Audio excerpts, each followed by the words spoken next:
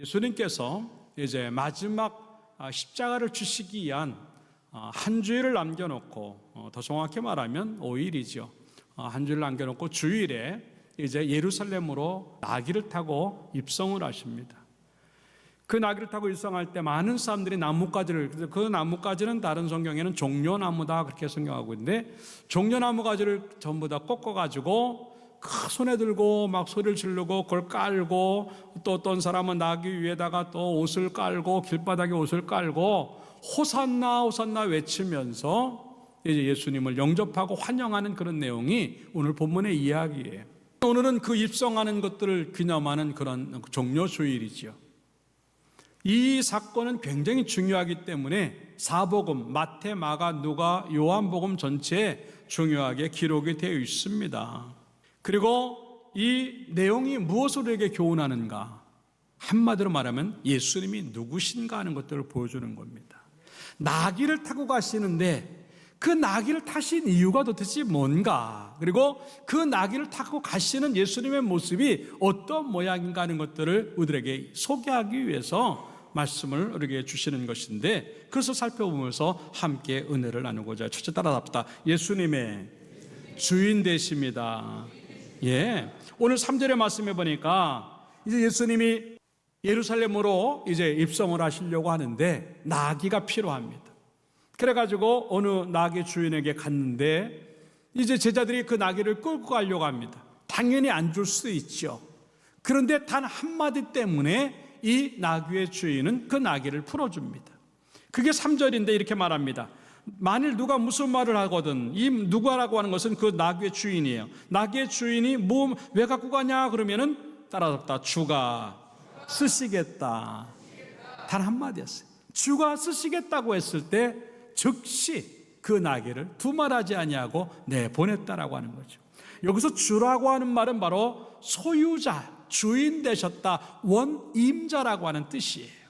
곧 이 사람이 나귀를 자기가 키우고 있지만 원주인은 예수님이다라고 하는 것을 의미하면서 이 나귀를 풀어주는 이 장면입니다. 그렇기 때문에 이 원주인이 그 나귀를 쓰시겠다고 하면은 두말할 필요가 없는 거예요. 망설일 필요도 없는 것이고 거부할 이유도 없는 것이고, 어떤 것들에 대해서 머뭇거리고 나중에라고 하는 말을 할 이유가 없는 것을 우리에게 지금 얘기하고 있는 겁니다. 이것 때문에 나귀가 등장하는 거예요. 예수 그리스도가 나귀를 타신다라고 하는 그 말에 이 나귀가 그에게 오는 그 장면이 바로 예수님은 주인이십니다, 그걸 보여주시기 위해서 지금 그렇게 타고 가시는 겁니다라고 하는 것을 이렇게 지금 얘기하고 있다는 거죠. 신앙이 어디에서부터 출발하냐면 하나님은 나의 주인이십니다, 예수님은 나의 주인이십니다 하는 것에서부터 신앙이 시작되어지는 거예요. 성경에 보면 그 이야기들을 여러 군데 나누고 있지만 시편 74편 16절에 이렇게 말합니다. 낮도 주의 것, 밤도 주의 것이라. 참 신기하죠? 이 모든 시간과 날, 기후, 연한, 봄, 여름, 가을, 겨울, 이 모든 것들이 다 누구의 것인가? 하나님의 것이라는 겁니다. 얼마나 세밀한지 몰라요. 뿐만 아니에요. 시편 89편 11절의 말씀에 보면 하늘도 주의 것이고 땅도 주의 것이고 세계도 주의 것이고 충만한 것을 다 주께서 건설하셨다. 왜? 하나님이 만드셨으니까 하나님이 주인이에요. 뿐만 아닙니다. 학개 2장 8절에서 보면 뭐라고 말을 하고 있냐면 은도 내 것이고 금도 내 것이다. 이 정도 이야기면요, 세상에 있는 그 어느 것도 사람의 것이 없고 내 것이 없어요. 하나님의 것이라고 하는 겁니다. 근데 우리의 믿음이 어디서 무너지냐면 내 거라고 하는 것, 그게 애착이 가죠. 물론 내 거예요. 내 거지만 원주인은 따로 있어요. 그 때문에 주님이 원주인이 쓰시고자 한다고 한다면 그냥 내어놓는 거예요. 내가 너의 시간을 필요하다, 내가 너의 물질이 필요하다, 내가 너의 건강이 필요하다, 내가 너의 재능이 필요하고 너의 가정이 필요하다, 그러면 거기엔 두말이 필요 없는 거예요. 예, 그렇게 합니다. 왜? 하나님의 거니까. 이러한 생각이 없이 그냥 예수 믿는다고 한다면 나는 죽었다 깨도 예수님을 주인으로 삼을 수가 없는 겁니다. 그 주인으로 삼을 수가 없기 때문에 순종이 안 되는 거예요. 그 주인이 하나님이라고 생각하지 않으니까 내 멋대로 하고 싶은 거예요. 근데 결국 돌아보면 내게 아니에요. 자주 얘기하지만 내 거라고 한다면 반드시 어떤 결과가 나오냐면 내가 하고 싶은 대로 나와야 돼요. 근데 안 되잖아요. 따지고 보면 내게 하나도 없는데 우리의 착각은 뭐냐면 이게 내 거라고 생각하는 거예요. 이 의식들이 없으니까 우리는 하나님의 주인 되심을 자꾸 놓치고 살아가는 거예요. 근데 욥은 달랐어요. 재산도 많았고 자녀들도 많았어요. 건강해서 행복한 가정이었어요. 근데 한순간에 그걸 다 잃어버립니다. 그럼에도 불구하고 마지막 남은 고백은 뭔지 아세요? 하나님이에요. 욥기 1장 21절의 말씀해 보니까 내가 알몸에서 왔고 알몸으로 간다 그렇잖아요. 내게 아니란 말입니다. 이걸 너무나 잘 알았던 욥은요, 그 다 빼앗긴 상황에도 어차피 내 거 아니니까 그러면서 주신 이도 여호와시고 거두신 이도 여호와시다, 이 말은 곧 하나님의 것이라는 거죠. 모든 게. 그렇기 때문에 나는 찬송할 수밖에 없다고 하는 거예요. 그러면서 욥기 2장 10절에는 또 뭐라고 똑같은 얘기를 해요. 우리가 하나님께 복을 받았은즉 화도 받지 아니하겠는가. 그러면서 그가 입술로 범죄하지 않았다라고 기록을 하고 있습니다. 그런데 이런 하나님에 대한 주인의식들이 없으니까 우리는 자꾸 내꺼 하며 살아가면서 불순종하게 되는 거죠. 이 모든 부활의 예수님을 만난 성도들은요, 모든 것들을 다 내놨어요. 서로 통용했다. 자기 것이라고 한 것이 없다. 다 하나님 앞에 드리는 거예요. 재산도 드리고 시간도 드리고 목숨도 드리니까 핍박이 이렇게 들어오는데도 불구하고 밀리지 않아요. 어차피 이 생명 하나님의 것이니까. 이 초대교회는 언제든지 주님이 원하시면 뭐라도 할 수 있었고 주님이 원하시면 어떤 것도 할 수 있는 준비를 한 사람들이었기 때문에 그들이 움직이는 모든 곳에는요, 하나님의 역사가 일어난 것이에요. 이 신앙이 우리의 신앙이 되길 주님의 이름으로 축원합니다. 따라합시다. 주님이 원하시면, 이 신앙 갖고 살아가는, 그게 십자가의 신앙이고 그게 예수 그리스도를 아는 사람들의 참 모습이라고 하는 것을 우리에게 지금 말하는 것입니다. 로마서 14장 8절에 이렇게 말합니다. 우리가 살아도 주를 위하여 살고 죽어도 주를 위하여 죽나니 그러므로 사나 죽으나 우리는 주의 것이로다. 그러니까 살고 죽는 거 그렇게 의미가 없는 거예요.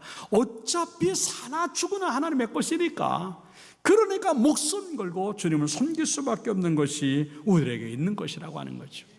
종료주의를 보내면서 또 고난주간을 또 이렇게 맞이하면서 다시 한번 우리의 신앙이 주께서 원하시면이라고 하는 신앙으로 바뀌어져서 주께서 쓰시고자 할 때 어떠한 일도 무엇이든지 할 수 있는 여러분들의 모습을 만들어줘서 복되기를 주님의 이름으로 축원합니다. 역대상 29장에 보면 다윗은요, 정말 이 세상 사람 누구도 할 수 없는 가장 많은 예물을 건축원금으로 드립니다. 그럼에도 불구하고 그는 뭐라고 고백을 하냐면 이렇게 말합니다. 우리 하나님 여호와여, 우리가 주의 거룩한 이름을 위하여 성전을 건축하려고 미리 저축한 이 모든 물건이 다 주의 손에서 왔사오니 다 주의 것이다. 자기가 헌금하는 것도 내 거 한다고 생각하지 않고 하나님의 거 한다고 생각했어요. 그러니까 그렇게 많은 것들을 드려도 아까웠지 않은 거예요. 근데 우리는 왜 아까운가? 내 거라고 생각하니까 아까운 거예요. 이런 사람이 신약에는 어떤 사람으로 나오고 있냐면 누가복음 12장 어리석은 부자 이야기입니다. 이렇게 말합니다. 19절에 영혼아, 여호와의 쓸 물건을 많이 쌓아두었으니 평안히 쉬고 먹고 마시고 즐기자. 이제는 이 정도 넉넉하니까 이제 걱정 없이 살아. 먹고 마시고 즐겁게 살자. 그럴 때 하나님 뭐라고 말씀하시냐면 20절에 하나님은 이르시되 어리석은 자여, 오늘 밤에 내 영혼을 도로 찾으리니 그러면 내 준비한 것이 누구의 것이 되겠는가. 생명도 오늘 밤 취합니다. 내게 아니라고 하는 얘기죠. 그 쌓아놓은 물질도 하나님 빼내시면 내 거 아니라고 하는 거죠. 빼앗길 것인가 드릴 것인가의 차이가 거기서 나는 거죠. 주가 쓰시겠다고 한다면 주의 뜻대로 행하시옵소서 하고 내놓을 수 있는, 그리고 내 인생 전부를 걸 수 있는 그런 믿음이 십자가의 믿음이요, 주님이 우리를 위해서 베푸르신 사랑을 갚음에 있다고 하는 것들을 생각을 하면서 오히려 나 같은 사람, 나의 것들 사용해 주심에 감사하면서 충성한 여러분들의 모습들이 만들어져서 은혜 갚는 신앙이 되기를 주님의 이름으로 축원합니다. 두 번째 따라합시다. 예수님의 왕 되십니다. 5절의 말씀에 보니까 시온 딸에게 이르기를 내 왕이 내게 이 말이니 라고 말을 하고 있습니다. 왕이라고 하는 표현을 우리가 했어요. 이 말은 스가랴 선지자, 신기한 건 예수님이 오시기 전에 약 500년 전에 있었던 선지자가 예수님이 이 예루살렘으로 입성하실 때 장면을 그대로 예언을 했어요. 스가랴 9장 9절에 이렇게 말합니다. 시온에 따라 크게 기뻐할지어다. 예루살렘에 따라 즐거이 부를지어다. 보라, 내 왕이 내게 임하시나니 그는 공의로우시며 구원을 베푸시며 겸손하여서 나귀를 타시나니 나귀의 작은 것 곧 나귀 새끼니라. 어쩜 이렇게 예언이 맞는가? 한 번도 만나지 않은 상황인데 하나님은 영원부터 영원까지 살아계시기 때문에 말씀하신 대로 이루어내신 하나님, 그 예언을 성취하신 하나님 줄로 믿습니다. 왕으로 오셨어요. 그 당시에 왕은요, 말을 타고 들어가야 돼요. 정복자의 모습으로 힘을 갖고 들어가야 됩니다. 그런데 초라한 나귀를 탔다? 우스운 거예요. 이게 뭐야 이게. 그럼에도 불구하고 왜 나귀를 타셔야 되는가? 오직 하나, 4절의 말씀에 우리에게 그걸 말을 해요. 따라서 합시다. 이는 선지자를 통하여 하신 말씀을 이루려 하심이라. 예수님의 인생은 오직 하나님의 말씀이 이루어지는 것에 모든 것이 있었어요. 예수님이 무슨 힘이 없어서 나귀 타고 들어갔겠어요? 정복자의 능력이 없어서? 아닙니다. 마태복음 26장 53절의 말씀에 보니까요, 예수님이 체포될 때 베드로가 칼을 빼가지고 말교의 길을 잘라냅니다. 그때 예수님이 검을 쓰지 말라고, 검을 쓰면 검으로 망한다고. 그 다음 절에 이렇게 말합니다. 따라합시다. 내가 만일 그렇게 하면 이런 일이 있으리라 한 성경이 어떻게 이루어지겠느냐. 다 목적이 있는 거예요. 하나님의 뜻을 그대로 이루기 위해서. 그게 겸손이에요. 하나님의 말씀이 그대로 응하기 위해서 할 수 있지만 다 내려놓는 거예요. 겸손한 모습으로 나귀를 타시는 이유가 바로 그겁니다. 그것이 바로 빌립보서 2장 6절에는 그렇게 말을 해요. 그는 근본 하나님의 본체시나 하나님과 동등됨을 여기지 않고, 7절에 보니까 오히려 자기를 비워서라고 하는, 그리고 낮추셨다 8절에 나와요. 이유는요, 하나님의 뜻을 그대로 이루기 위함이에요. 결국 하나님은 그를 그냥 두지 아니하시고 모든 이름에 높이시고 모든 사람들을 예수의 이름 앞에 무릎을 꿇게 만들었다라고 지금 말을 하고 있는 겁니다. 어쩌면 그거라도 이 백성들은 원했는지 몰라요. 이 예수 그리스도의 모든 모습을 봤던 군중들은 외칩니다. 호산나 호산나. 왜 외치는 줄 알아요? 지금까지 몇 년 동안 예수님을 봐왔더니, 예수님이 물로 포도주를 만들더라. 예수님이 물고기 2마리와 보리떡 5개를 가지고 5,000명을 먹이도 남더라. 예수님이 막 물 위를 걸으시더라. 예수님이 눈먼 자를 이제 뜨게 하시고 병든 자들을 고치시더라. 그리고 바로 이전에는 무슨 사건이 있었냐면 죽은 나사로를 살렸어요. 죽은 사람도 살리더라. 저런 분이면 우리나라를 해방할 수 있겠다 생각했어요. 그 당시의 상황에 로마의 압제를 당하고 헤로당의 잔인한 그 압제를 당하고 종교 지도자들의 타락으로 인해서 모든 것들이 무너졌기 때문에요, 탄식 자체였던 상황이었어요. 그러니까 예수님이 예루살렘으로 입성할 때 그네들은요, 어쩌면 저분이 우리를 해방시킬지 모르겠다는 생각으로 이 종려나무 가지를 꺾어가지고 손에 들고 외치면서 호산나 호산나입니다. 호산나라고 하는 말은 우리를 구원하소서라고 하는 겁니다. 너무나 원했던 그 일이기 때문에 그들의 외침은 진심이었어요. 그런데 그들이 원했던 예수 그리스도의 모습은요, 나오지 않았어요. 힘으로, 권세로, 정복자의 모습을 가지고 로마를 밀어내려고 했던 예수님은 보이지 않았고, 힘없이 로마 군인들에게 잡혀 죽으시는 예수님을 봅니다. 그 순간 호산나 호산나 외쳤던 그들의 외침이 예수를 죽여라, 십자가에 못 박으라고 저주의 소리로 바뀌어버렸어요. 왜요?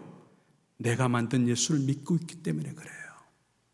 내가 만든 예수, 우리나라를 구원하고 해방시켜야 되고 우리를 압제해서 벗어나게 만드는 그 사람이 내가 만든 예수예요.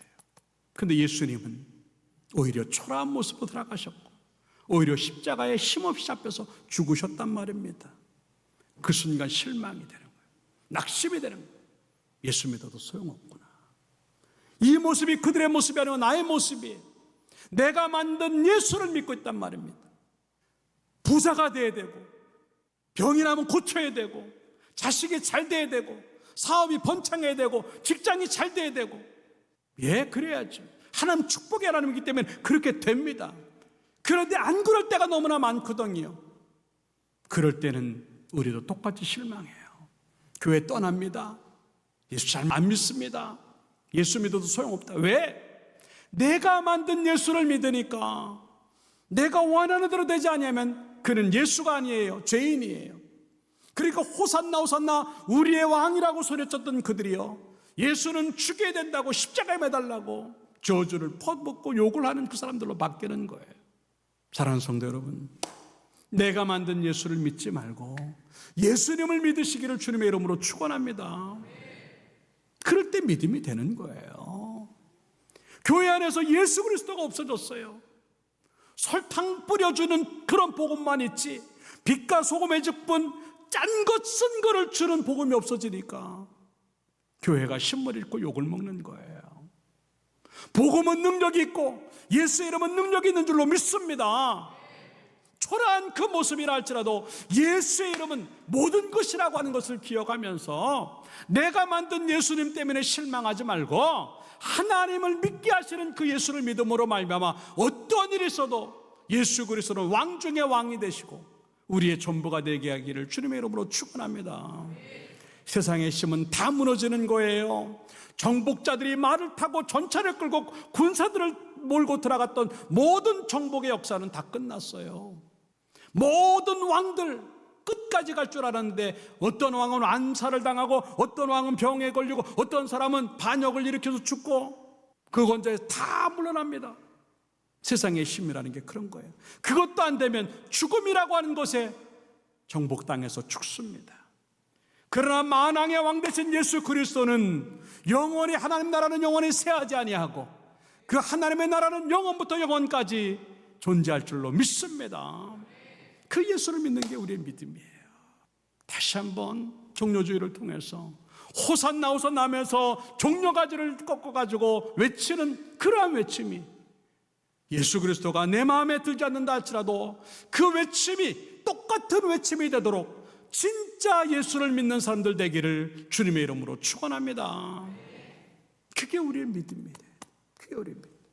너무 많이 내가 만든 예수 때문에 자기 스스로가 실망이 되고 멈춰버리는 신앙이 될 때 얼마나 많은지 몰라요. 고린도전서 1장 25절에 그래서 뭐라고 말을 하고 있냐면 하나님의 어리석음이 사람보다 지혜롭고 하나님의 약하심이 사람보다 강하다 그랬어요. 예수님이 초라하게 나귀 타고 입성하셔서 별거 아니라고요? 아니에요. 그분이 만왕의 왕 되신 줄로 믿습니다. 이 바리새인들은요 10절에 가서 예루살렘 성이 막 요동을 하니까 왜 그러냐고 물어봐요. 그럴 때 11절에 바리새인들은 갈릴리 나사렛에서 온 선지자 예수예요. 이 정도 얘기는요 저 사람 나귀 타고 들어온 사람 별거 아니에요. 아이고 별 볼 일 없어요. 오히려 누가복음에 가서 뭐라고 말을 하고 있냐면 아유 저 사람들 좀 조용히 하라고 좀 시키라고 제자들에게 얘기를 합니다. 그때 예수님은 뭐라고 말을 하는 줄 아세요? 사람들이 침묵하면 돌들이 소리 지르리라. 예. 예수 그리스도가 누군지 모르니까 오히려 방해꾼이 되고 예수님이 뭔 말을 하는 것 그만하라고 얘기하고 비난하고 비판하고 무시하는 사람이 되는 거예요. 나는 누군가 하는 거죠. 예수 그리스도가 나의 왕일 수 있겠는가 하는 거예요. 그 왕이 예수 그리스도라고 한다면 그 왕께 충성해야 돼요. 그 믿음 갖고 살아가기를 주님의 이름으로 축원합니다. 마지막 세 번째 알아봤다. 예수님의 메시아 되십니다. 예, 5절의 말씀에 보니까 나귀를 탄 이유가 뭐냐면 멍에 베는 짐승의 새끼이기 때문에, 예, 그 당시에 나귀는 가장 중요한 운송수단이에요. 그래서 나귀 생각하면 아 짐꾼이다 생각을 하는 거예요. 근데 왜 그럴까? 요한복음 1장 29절의 말씀처럼 보라 세상 죄를 지고 가는 하나님의 어린 양이로다. 예, 그 모든 짐을 거기다 실어내는 메시아 되심, 구원자 되심을 상징하기 위해서 이 나귀를 타고 가게 이렇게 만드셨다고 하는 겁니다. 참 하나님의 이 섬세하신 말씀을 보면 참 놀랍죠. 예, 우리의 모든 죄의 짐이 어디로 갈 것인가?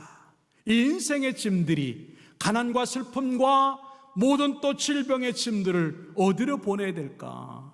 너무 무겁기 때문에 죽겠다 그러는 거고, 너무 무겁기 때문에 극단적인 선택을 할 수도 있는 거예요. 그러나 우리는 그러면 안 됩니다.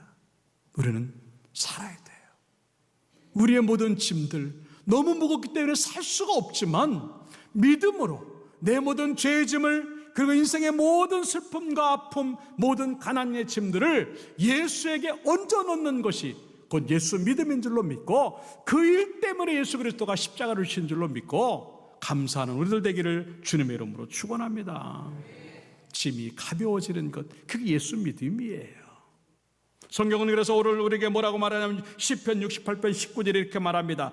따라합시다. 날마다 우리 짐을 지시는 주. 할렐루야. 오늘 여러분의 짐이 뭡니까? 너무 무거워서 견딜 수 없어 쓰러지는 그 짓누르고 있는 짐이 뭡니까? 그 무거운 짐을 예수님은 오늘 나를 위해서 대신 져주신 줄로 믿습니다. 날마다 져주시는 거예요. 내일 여러분들이 짊어져야 될 짐이 뭡니까? 걱정하지 마세요. 내일도 주님은 나의 짐을 짊어질 줄로 믿습니다. 걱정하지 말아요. 두려워하지 말아요. 이게 믿음이고 이게 은혜예요. 이미 모든 것들을 십자가로 다 이루신 주님이기 때문에 내 믿음을 가지고 기도함으로, 그 하나님을 찾음으로 내 무거운 짐들을 옮겨 놓을 때 내 짐은 점점 가벼워지는 것이고 복되게 살 수 있음을 의미하는 것인데, 이번 종로주의를 맞이하면서 그 은혜가 함께 경험되어지기를 주님의 이름으로 축원합니다. 결론적으로 말씀을 드립니다. 고난주간을 보내면서 또 종료주의를 보내면서 나는 예수를 누구로 생각하고 있는가 하는 것이죠. 나귀의 주인처럼, 이건 하나님의 아들 되시는구나, 그분이 나의 주인이시구나 생각을 하고 나귀라도 풀어낼 수 있는 사람인가? 만왕의 왕이라고 소리 지르면서 종려나무 가지를 들고 소리치고 종려나무 가지를 깔고 자기의 옷을 깔다가 조금만 문제 생기면 주님은 아니라고 생각하는 난가? 아니면 바리새인들처럼 잘 아는 것처럼 성경도 알고 교회도 알고 다 아는 것처럼 하면서 진정 예수 그리스도의 역사에 대해서 무시하고 비판하고 비난하는 내 모습은 아닌가? 그러나 우리가 어떻게 하든 상관없이 하나님은 하나님이시고 예수님은 예수님 되셔서 우리의 왕이시고 우리의 구세주가 되는 줄로 믿습니다. 그 정확한 예수 그리스도에 대한 생각들을 가지고 예수를 믿음으로 말미암아 어떠한 상황이라도 흐트러지지 않냐고 예수 잘 믿음으로 말미암아 나를 구원해 주신 그 은혜에 감격하면서 또 그 은혜를 갚아가면서 평생 동안 십자가의 신앙으로 살아가는 우리들의 모습 되기를 주님의 이름으로 축원합니다. 기도하겠습니다.